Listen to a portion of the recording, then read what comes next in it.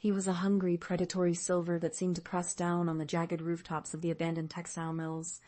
This was the Gloom, a thick, atmospheric manifestation of collective despair that had settled over the town decades ago. It didn't just obscure the sun. It ate the spectrum. Alara stood on the cracked sidewalk watching her own hands, dull, chalky parchment color, the natural olive of her skin long ago surrendered to the haze. Even the red high school looked like dried mirrors. As Silas stood taller, his eyes wide with a sudden, inexplicable hope, Alara felt the price of her gift. The color she had given him was stripped from her own internal reserves. Her vision blurred, the edges of the world turning into a jagged, static-filled mess. She leaned against the cold brick wall, her breath coming in ragged hitches. Inside her, Silas's pain was a physical entity, a jagged stone rolling around in her gut. She could feel his fear of the dark. The grief stays in the center where I can watch it. It took several minutes for her heart rate to slow. When she finally stood, she felt hollowed out, a human shell. This was the ritual of her life. She was a scavenger of sorrow, a girl who traded her own vitality for the fleeting comfort of others. She looked at the school doors. Inside, hundreds of students were drowning in the ground. She was the only one with a life jacket, and she only had enough. Prespieces owed, she stoma. Here's an open eyes, only potential domes weary happy. The lockers were dented and rusted, their original green paint long ago faded into a nauseating shade of sludge. Fluorescent lights flickered overhead, humming with a frequency that induced headaches.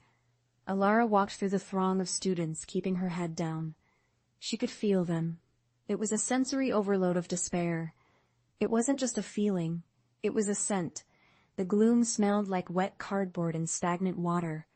To expanding tighter in voile live, triding titles and hermentine muff. But the two of pale, paint piled, or residence in the defiliate, the creatural distorties in type for you.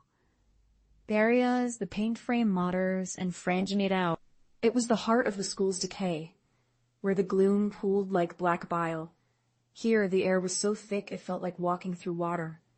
Alara found Kale waiting by the old boiler, his silhouette barely distinguishable from the shadows. When he turned toward her, his face was a mask of hollowed-out exhaustion. "I can't do it anymore, Alara," he said, his voice cracking, the surface layer of gloom. She was reaching into the marrow. The impact was like a physical blow. She felt a scream build in her throat. "But did power," Takeo whispered, his eyes seeking into Werfer's. "Have set at basing, cementarious tire bases. Plain men into bomb in his words, and then it has no modables."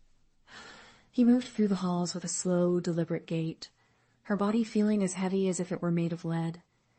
The pain she had taken from Kale and Silas hadn't dissipated. It had settled into her joints, making every movement a calculated effort of will. She saw them in the courtyard. Silas was laughing with a group of friends, his navy jacket a beacon in the gray. Kale was standing by the gate. He looked so parent and fixed. Hamcephalus and Kale's pain grinding together in her chest, a rhythmic reminder of the price of empathy. The waves crashed against her, each one a different person's misery. She saw the faces of her classmates, their features melting like wax. She saw the town of Oakhaven being swallowed by a giant, gray maw. She woke up screaming, but no sound came out. Her throat was constricted by the physical manifestation of the gloom that had crept in through the window cracks during the night. She thought of the way Silas had looked at his hands, the way Kale had marveled at the color orange. The gloom was so thick it felt like pushing through a wall of wet wool. Alara saw a girl she didn't know, a freshman sitting on the curb crying. The girl's tears were gray, leaving streaks like dirty rainwater on her cheeks. Alara wanted to keep walking. She wanted to preserve what little strength left. But the girl's sob was a hook in her heart, pulling her back oppressas in spite of her save veri.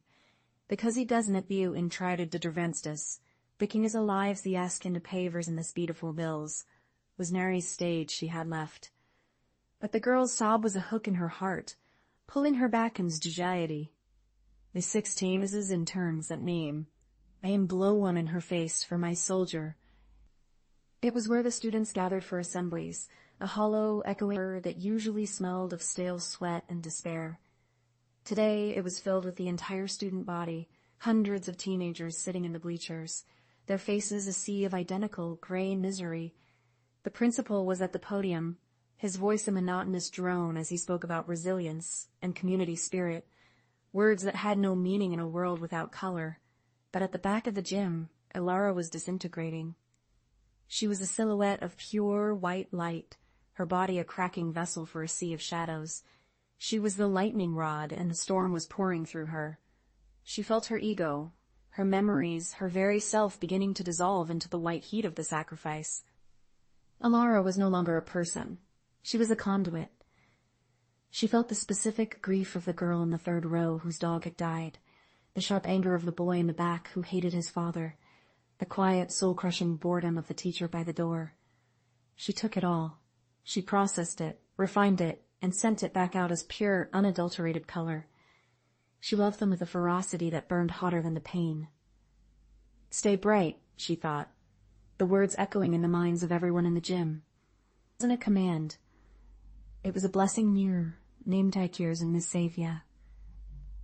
It was a cling down. Possibly time changed to speak fiercely.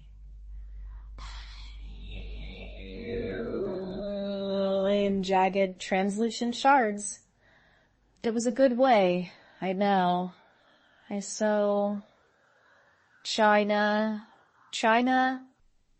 The aftermath was a whirled and shock wreck, blinking at the intensity of the blue sky and the green grass.